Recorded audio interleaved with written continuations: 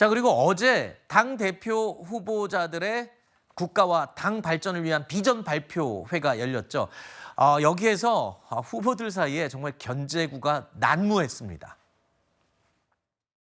대통령과 각을 세우는 당대표도 대통령에게 빚을 갚아야 하는 당대표도 위험합니다.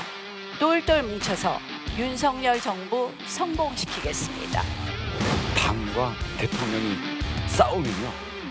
결국 당은 깨지고 정권을 잃습니다. 저는 신뢰에 기반한 활력 있고 생산적인 당정관계 이끌겠습니다. 우리 당은 처절한 반석 없이 그냥 공동묘지의 평화처럼 사실상 죽어 있습니다. 창조적인 혁신을 하게끔 도와주십시오. 지금같이 똑같이 하면 무조건 집니다.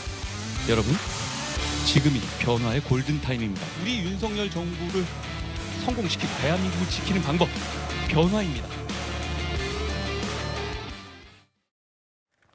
자, 국민의힘 전당대회 후보들마다 전당대회가 열리기 전에 비전 발표회 어제 영상으로 잠시 보셨는데 당을 살릴 적임자다라면서 서로 자처하고 있는 모습이었습니다. 강론에서는 뚜렷한 차이를 보이기도 했지만 후보들의 비전과 해법은 좀 차이를 보이기도 했습니다. 자, 이런 가운데 국민의힘 전당대회가 가열되면서 치고받는 신경전 더 세지고 있죠. 그만큼 후보들이 어제 한자리에 모이게 되면서 과연 이 후보들의 표정이 어떨지, 서로에게 어떤 태도를 취할지 굉장히 궁금했습니다. 관심사였는데 괜한 걱정을 했던 것 같습니다. 영상으로 확인해 보시죠.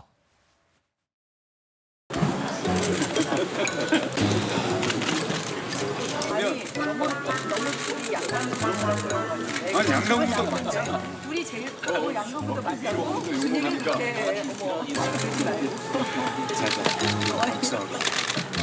나는 꼭 여기다 같이 붙여야지 안 되겠다. 같이 붙여야지. 윤석열 대표도 오세요.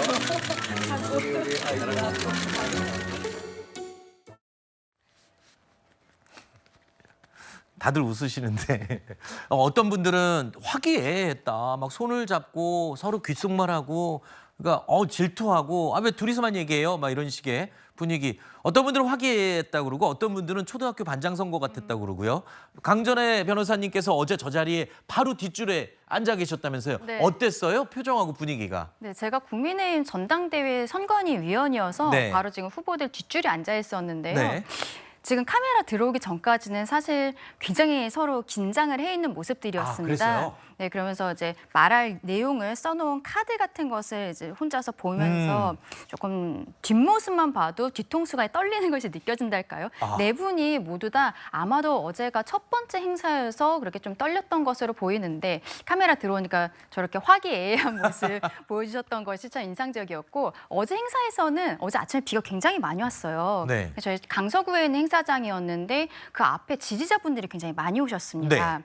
그리고 그 네 분 캠프에서 다 이제 많이들 나오셨는데 기억이 나는 거는 이게 바깥에 건물 바깥에 계신 분들께서 환호하고 이런 목소리가 행사장 안에까지 들어왔었거든요. 근데 네 분 모두 지지자분들이 많이 오셨는데 한동훈 후보가 본인이 5분간 이제 연설을 하는 동안에 그때 바깥에서 한동훈 이렇게 하는 목소리가 안쪽으로 들어왔었습니다. 네. 아마도 나머지 세 분의 후보 같은 경우에는 그동안에 정치 경력이 오래됐지만 한동훈 후보는 PT를 한다든지 네. 이런 것들이 처음이어서 네. 긴장되는 부분들을 누그러뜨리기 위한 지지자분들의 연호가 아니었나 싶은데 이런 것들이 참 흥행이 잘 되고 있다라는 생각이 저희 선관위원들은 내심 좀 미소를 지었던 기억이 알겠습니다. 있습니다. 선관위원회 개인적인 판단으로 이야기를 제가 들어봤고요. 왜냐하면 어제 다른 패널은 원희룡 후보가 제일 세련됐다고 평가하고 한동훈 후보가 약간 좀 너무 틀에 박힌 발표였다 뭐 이렇게 평가하는 분들도 있고 서로 엇갈리거든요. 그렇기 때문에 제가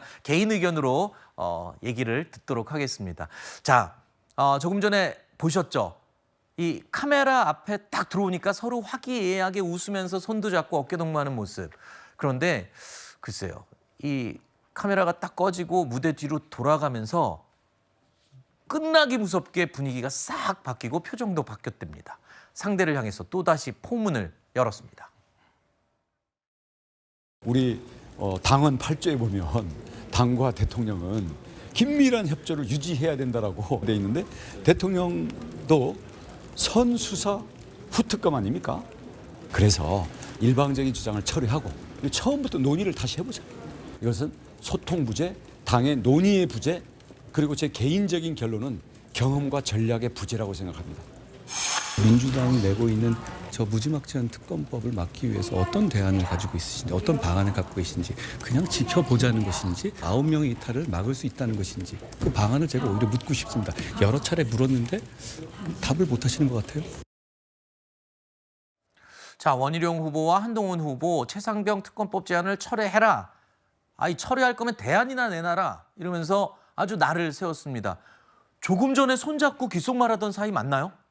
국민들이 보실 때 무서울 것 같아요. 저렇게 배신자랑 웃으면서 악수할 수 있나요? 저는 배신자라고 생각하는 사람과 웃으면서 악수할 수 없을 것 같거든요. 그래서 정치인 아니겠습니까? 그게 참 대단하다는 생각이 네. 들고 국민들께서 저걸 보시면서 아 싸울 땐 싸우고 또 뭐 같이 또 어깨 동무할 땐 어깨 동무하는구나 이렇게 보실까요? 그렇게 보시지 않을 것 같고요. 어제가 한 게 그 공교롭게 또 5분 비전 발표였거든요. 그러니까 지금 딱 5분 동안만 비전을 얘기하고 나머지 95분은 네거티브하고 서로 싸우고 이런 모습만 보여주고 있기 때문에 과연 보수가 국민의힘이 어떻게 나갈지에 대해서 국민들께 제시하고 있는 전당대회가 아니라 딱 5분만 비전 제시하고 나머지는 싸우기만 하는 네거티브로 얼룩지고 있는 국민의힘 전당대회를 국민들께서 과연 좋은 시선으로 바라보실까? 저는 우려에 섞인 말씀을 드리고 싶습니다. 네, 한동훈 후보와 원희룡 후보의 대립이 지금 가장 눈에 띄는 상황인데 한동훈 후보가요 과거까지 거론하면서 사사건건 이 두 후보 사이에 신경전이 벌어지고 있습니다. 원희룡 후보께서 2018년에 무소속으로 탈당하신 상태에서 제주지사에 나오셨죠. 예. 그때 이런 말씀을 하셨어요. 민주당으로 갈 수도 있다. 제가 민주당 갔습니까? 이재명 후보를 대선에서 떨어뜨린 최전방 선봉장이 접니다.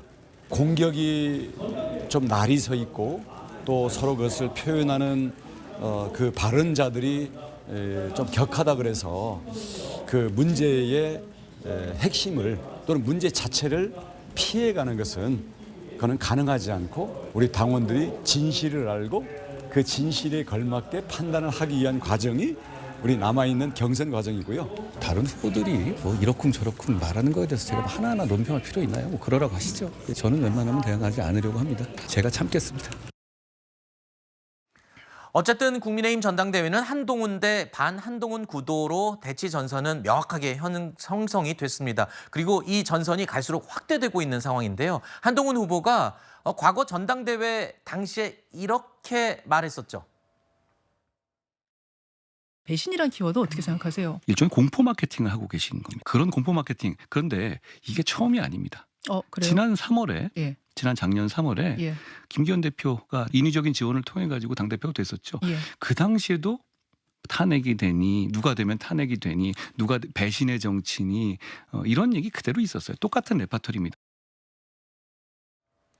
그러면서 이런 얘기를 했습니다. 김기현 대표가 당시 누군가의 의도적인 힘에 의해 당대표가 됐다 이런 식의 발언을 하면서 김기현 전 대표가 발끈했습니다.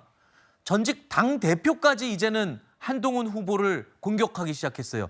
근데 다른 사람들, 지자체장이나 뭐 원외 인사가 공격하는 거에 대해서 또는 다른 후보들이 공격하는 거는 그렇다 치더라도 전직 당대표가 공격하는 건 조금 의미가 다를 것 같아요. 무게감도 다르고. 그렇습니다. 특히 김기현 전 대표 입장에서는 상당히 좀 섭섭한 말이죠. 네. 왜냐하면은 아무리 어떠한 과정과 절차를 거쳤을진 몰라도 결과적으로는 당원들의 선택을 받은 것이거든요.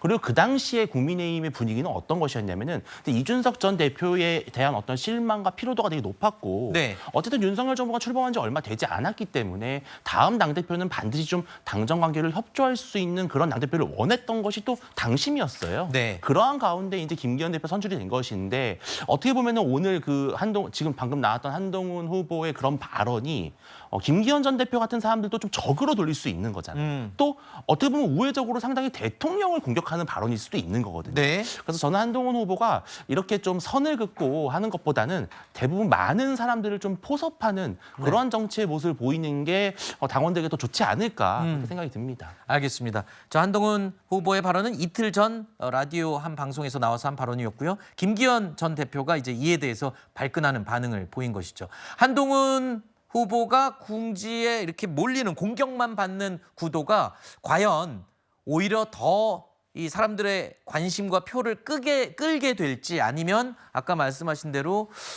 포용을 하지 못하는 부분이 좀 불리하게 작용할지 이건 아무도 모릅니다. 뚜껑 열어봐야 하는 거겠죠. 자, 정치권 얘기는 여기서 마무리하고요. 세 분만 인사드리고요. 조 변호사님은 잠시 남아서 더 도움 말씀 주십시오. 오늘 나와주셔서 고맙습니다.